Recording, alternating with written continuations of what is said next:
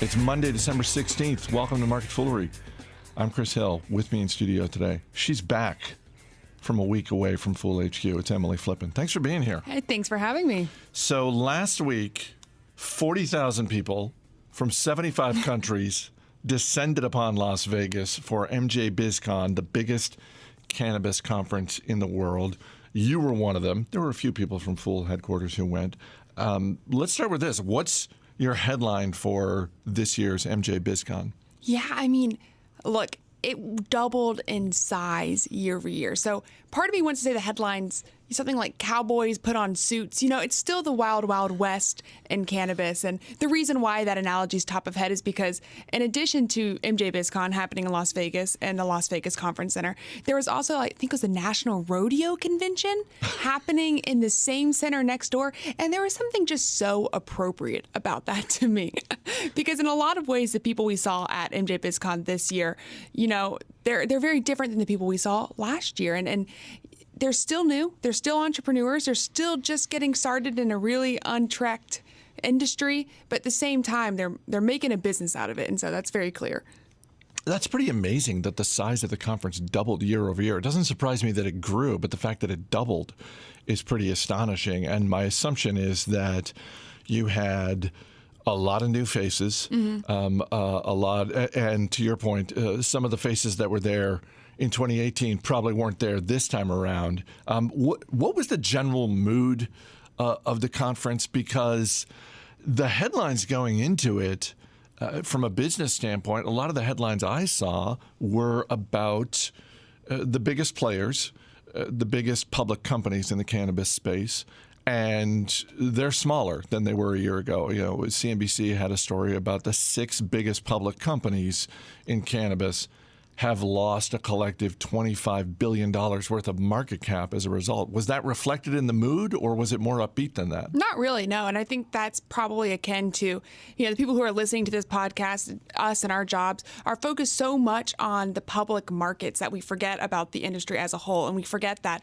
industries exist even where public market retail investors do not. So what was surprising about MJ BizCon to me, as somebody who has followed that cannabis market over the past year and seen it shrink, was the fact that there was still so much optimism. I mean, in a lot of ways, MJ BizCon is aimed at entrepreneurs. It's MJ BizCon. It's aimed at small businesses. And the reason why it doubled year over year is because there's so many more small businesses in cannabis today than there was a year ago. And so the mood I would not describe as down because of the public markets. No, I don't think anybody there really cared. Unless you're coming as a retail investor, you're just interested in the space. Nobody there who was working really cared about, you know, the market cap of Canopy Growth, right? Like, oh, I'm a CBD company operating in Oregon. I'm not, you know, worried about the Canadian cannabis market, for instance.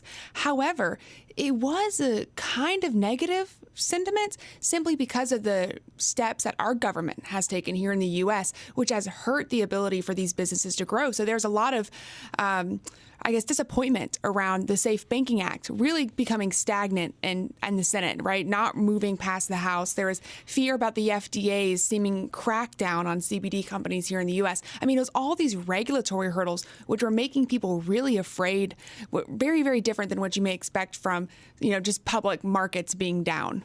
Was that counterbalanced in any way by talk of states that are going to have some form of cannabis, either decriminalization or legalization on the ballot in 2020? I know, and part of the reason I asked that is because here in Virginia, there is an expectation that the state legislature will pass some sort of decriminalization in 2020. That news article actually broke about Virginia while we were in MJ BizCon, and the day before, we had actually had a panel about, you know, where do experts in the field see the most opportunity for cannabis on a state level next? And the overwhelming consensus was Virginia. I honestly scoffed a little bit.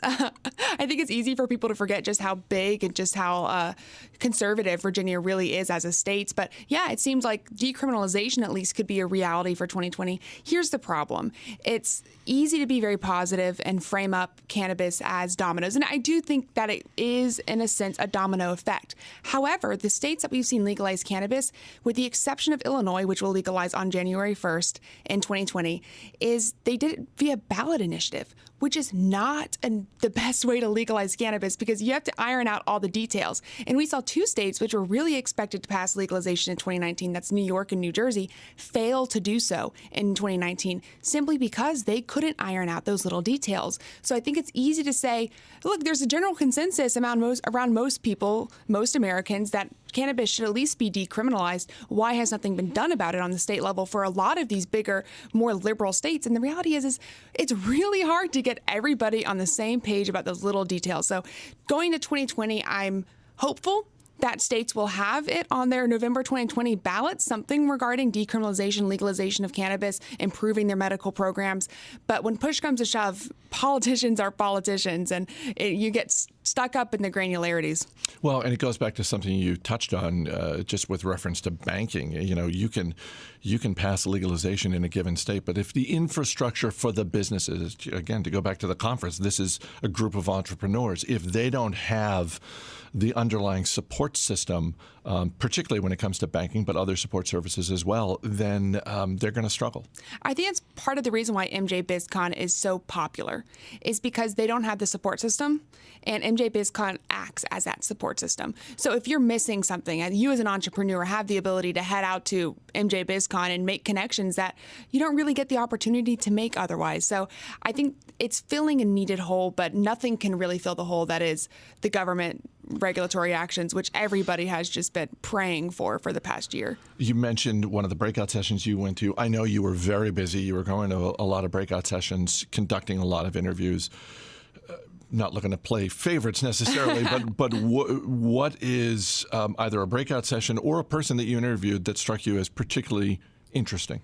There were a number of lawyers that we had the opportunity to talk to, which I always find super interesting because I'm not a lawyer by trade myself, but the space seems to be acting in a sense of you don't know what's wrong until you get a lawsuit over it. And then lawyers, accountants, all these people are framing their businesses around mistakes that have already been made in the space. So a lot of people, I mean, virtually every person we interviewed was kind of, you know, I go back to that headline is it's the wild, wild west. You are acting in a government in a regulatory structure that's extremely uncertain. So you don't even know what's legal to do until you try to do it. So a lot of companies are being more aggressive in doing stuff that could potentially get them in regulatory trouble. And a lot of people are doing stuff that's more conservative, a little bit more in line with where they see the regulations panning out, but are really hampering their own growth. See, again, I just continue to be reminded by the underlying system.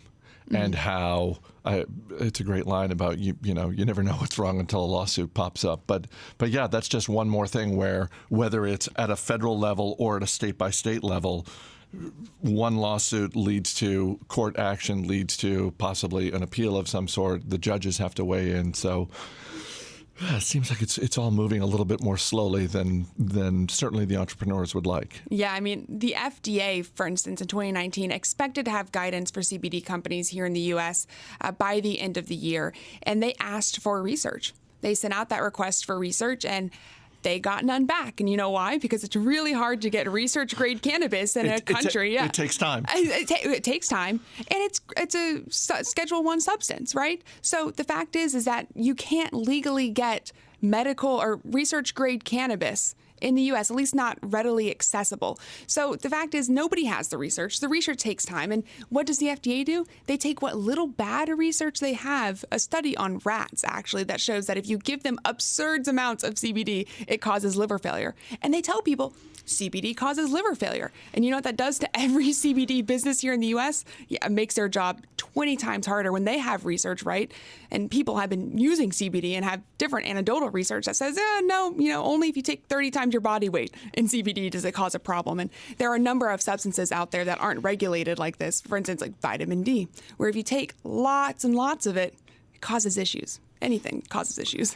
It's like we saw earlier this year with vaping, where one of the challenges around the vaping industry is we have decades worth of research around what cigarettes do to the human body. There is not decades of research of what vaping does to the human body because it hasn't been around for decades. So yeah, and it very well could be very negative. So that I don't mean to frame this all very positively. There's nothing wrong with CBD. There's nothing wrong with vaping. There could be, but the point is that we don't know yet, and that takes time, and it causes uncertainty for most of these businesses. all right, I have to ask because I'm always interested in this. Whenever anyone from the Motley Fool goes to a conference, particularly in Las Vegas, what's the strangest thing you saw on the convention floor? I mean, it was over 250,000 square feet of convention space. What is the booth that you went by and did a double take because you're like, what in the world is that? There were so many things. And for Marijuana Masters members out there, I wrote an entire dispatch about the interesting stuff that I saw. I mean, there are companies that are incorporating AI and AR into their products and labeling.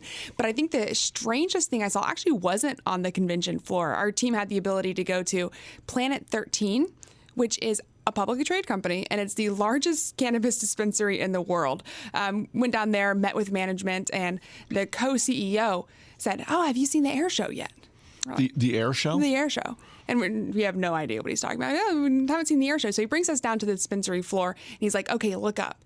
And there was a special, I think orbs is what he called them, but essentially they had imported these orbs from Germany, programmed to fly around the ceiling of the dispensary, kind of like a light show that you would expect around Christmas music and Christmas lights, but with these cannabis orbs.